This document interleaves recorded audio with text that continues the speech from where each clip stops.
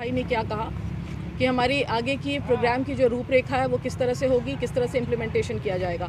रहा सवाल ये कि किसी ने ये सवाल किया था मीडिया में से कि आप जो है आपके पास क्या सबूत है कि आप जो है इस तरह से आयोग पर इल्ज़ाम लगा रहे हैं और आरोप लगा रहे हैं। देखिए, मेरा साफ ये कहना है कि मैंने फर्स्ट डे से, जब से हमारा आंदोलन शुरू हुआ है अर्थात 2 तारीख से, उसके पहले भी आपने देखा जो 30 तारीख का जो बड़ा आंदोलन हुआ था उसमें साफ तौर पे स्टूडेंट्स की प्रेजेंस दिखी हमें। 10,000 15,000 स्टूडेंट्स जो है एक साथ हमें दिखते हैं, एक प्लेटफॉर्म पे दिखते हैं, एक जगह दिखते हैं, अपनी आवाज़ बुलंद करते हुए दिखते हैं। इससे ज़्यादा बड़ा सबूत जो है वो उसको किसी प्रमाण की ज़रूरत नहीं होती है, उसको किसी सबूत की ज़रूरत नहीं होती है। जब सारे स्टूडेंट्स ये फील करते हैं, तकरीबन 3-3.5 लाख स्टूडेंट्स ने एग्ज़ाम दिया और 3-3.5 लाख, आप जैसे आज ट्रेंडिंग में देखे होंगे, नंबर 1 ट्रेंडिंग पे #CGL कैंसिल CGL आ रहा है। वो इसीलिए आ रहा है क्योंकि इतने सारे स्टूडेंट्स जिन्होंने एग्ज़ाम दिया, सबको ये फील हुआ है, सबको ये पता है कि कहीं ना कहीं घपलेबाजी हुई है। और इस बात को मैंने शुरू से उजागर किया, शुरू से हाईलाइट किया है कि आप देखिए कि जब जब एग्ज़ाम के लिए एजेंसीज हायर की जाती हैं, आप देखिए हायरिंग एजेंसीज़ का पहले तो क्लॉज हमें पता नहीं होता कि किस क्लॉज पे आपने किस एजेंसी को हायर किया है। आप ये देखिए कि ये जो मैंने आपको उस दिन बताया था कि एक्सप्रेशन ऑफ इंटरेस्ट जो आता है, ये पहले तो वेबसाइट से JPSC ने अपने हटा दिया है, ठीक है। अब आप देखिएगा तो वहाँ आपको ये दिखेगा नहीं, बट चूंकि ये पहले से डाउनलोडेड है तो इसमें साफ तौर पे JPSC ने इंस्ट्रक्शन दिया था, जो भी हायरिंग एजेंसी थी उसको ये इंस्ट्रक्शन दिया था, JSSC की जी, उसको इंस्ट्रक्शन ये दिया था कि that the agency has to ensure that the questions are not identical to questions of any other questions examination for similar post of past 2 years।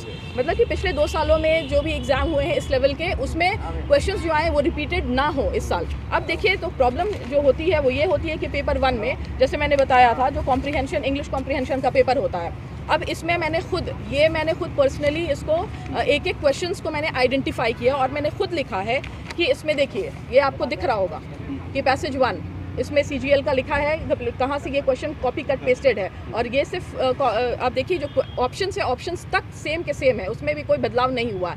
ये देखिए, ये पैसेज 1 हो गया, पैसेज 2 का भी वही हाल है सेम, पैसेज 3 का भी वही सेम हाल है, पैसेज 4, पैसेज 5, पैसेज 6 तक आप देखते चले जाए। आप यहाँ देख रहे हैं ये सारे पैसेजेस का सेम हाल है। अब बताइए, और प्लस आपको मैंने रीजनिंग के बारे में बताया था, रीजनिंग और मैथ्स वाला जो पेपर है उसमें से भी 16 क्वेश्चंस रीजनिंग के कॉपी किए गए हैं, मैथ्स के 16 क्वेश्चंस हैं और कंप्यूटर्स के 7 क्वेश्चंस हैं। अब इससे अब ये बताया, और दूसरा एक और है कि एक और मामला सामने आया था जो 2017 का मामला था, जिसमें हो क्वेश्चंस में भी, हो का जो पेपर था उसमें से भी इस तरह से सेम क्वेश्चंस आए थे, जो रिपीटेड क्वेश्चंस आए थे, बेसिकली कट कॉपी पेस्टेड। उसमें आयोग ने एग्ज़ाम कैंसिल कर दिया था। अब मुझे ये बताइए कि जब उस तरह के स्टेप्स जो है पहले उठाए जा चुके हैं, पहले लिए जा चुके हैं, तो फिर इस बार ऐसा क्यों नहीं कि एग्ज़ाम कैंसिल नहीं किया जा रहा है और हमसे सबूत मांगा जा रहा है। आप खुद बताइए, हमारे पास इससे बड़ा क्या एविडेंस हो सकता है कि जब स्टूडेंट्स खुद इस बात को, एक तो पहले यहाँ पे आप देखिए कि ये प्रत्यक्ष प्रमाण है, पहले तो हमारे पास ये प्रमाण है, और दूसरा कि लोग को खुद भी ये बात समझ में आ रही है कि जैसे मैंने एजेंसीज़ की बात की, अब एजेंसीज़ किस बेसिस पे हायर होती है, एजेंसीज़ जो हायर होती है फिर वो जो है वो क्यों उसी पर्टिकुलर एजेंसी जिसको 2 बार एक्चुअली डिबार किया जा चुका है, फिर वही एजेंसी एग्ज़ाम लेती है दोबारा, ऐसा क्यों। और दूसरा कि मैंने ये बताया कि ये नेक्सस सिर्फ एजेंसी और स्टूडेंट का नहीं है, इस नेक्सस में सब लोग शामिल हैं, from the government to the JSSC institution to the students. ये सारे 3 जो नेक्सस आप देख रहे हैं, ये तीनों स्टूडेंट्स, गवर्नमेंट और इंस्टीट्यूशन का नेक्सस आपस में जो है मिला जुला है। इसीलिए सरकार और इंस्टीट्यूशन ये चाह रही है कि इस तरह से मोबिलाइजेशन ना हो और सबूत का ये खेल खेलती रहे। लेकिन हमें नहीं लगता है कि सबूत की अब और ज़्यादा ज़रूरत होनी चाहिए या सबूत और पेश करने की ज़रूरत आनी चाहिए, क्योंकि 30 तारीख का धरना, 30 तारीख का आंदोलन अपने आप में खुद एक बड़ा सबूत है कि बिना रोष, बिना आक्रोश हुए, बिना गड़बड़ी हुए, बिना इनजस्टिस, बिना न्याय के कोई उतनी दूर इतनी जगह से लोग नहीं पहुंचते हैं। भूखे प्यासे स्टूडेंट्स आपने देखा होगा किस तरह से धरने पे खड़े थे। और दूसरी बात कि जब आपने देखा कि आज ट्रेंडिंग का आपने देखा कि नंबर 1 ट्रेंडिंग क्यों कर रहा है, अगर कुछ गड़बड़ी है ही नहीं तो फिर लोग जो है क्यों ट्विटर में ट्रेंड किए जा रहे हैं।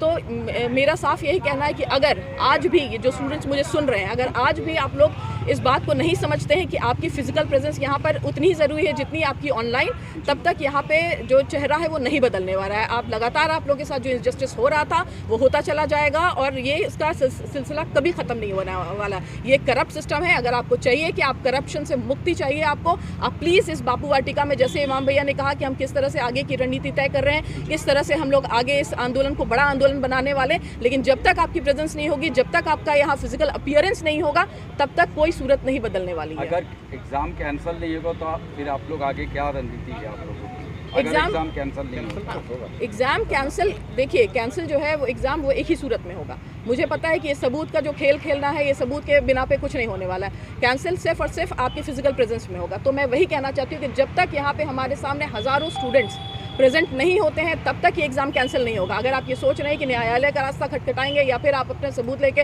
जीएसएससी ऑफिस चले जाएंगे तो आपको कुछ न्याय मिलने वाला है, न्याय नहीं मिलेगा, क्योंकि the system itself is corrupt. सबको पता है कि गड़बड़ी कहाँ है, करप्शन कहाँ हुआ है। वो सरकार जो है अपना चेहरा बचाने के लिए वो सबूत का गेम खेलती है, और यहाँ स्टूडेंट्स अगर उस सबूत के उसमें उम्मीद में है कि सबूत कुछ मिल जाए और सबूत लेके चले जाए और सबूत के बिना पे हमारा एग्ज़ाम कैंसिल होगा, तो फिर ये उनकी सबसे बड़ी गलतफहमी है। एक सवाल है कि शुरू में आप लोग का तो आंदोलन बहुत अच्छा था, लेकिन आप लोगों को नहीं लगता है कि ये आंदोलन पॉलिटिकली होते जा रहा है? देखिए, आंदोलन पॉलिटिकल क्यों नहीं होगा? पॉलिटिक्स का मतलब क्या है? पॉलिटिक्स का मतलब है कि आप सिस्टम में खुद एंटर करके सिस्टम से करप्शन को दूर करना चाहते हैं। You want to have your own way of politics, you want to have your own way of own system. तो उस सिस्टम की कवायद ही पॉलिटिक्स है। अगर आप पॉलिटिक्स नहीं करेंगे, स्टूडेंट पॉलिटिक्स नहीं करेगा, तो फिर पॉलिटिक्स कौन करेगा? नहीं, स्टूडेंट का पॉलिटिक्स का नहीं बात कर रहे हैं जी, पार्टियों का।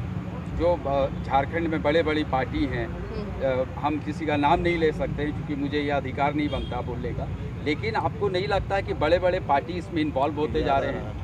अभी इससे पहले भी प्रेस कॉन्फ्रेंस हुआ, आप खुद देखी होंगी, वो तो किसी न किसी संगठन से जुड़े हुए।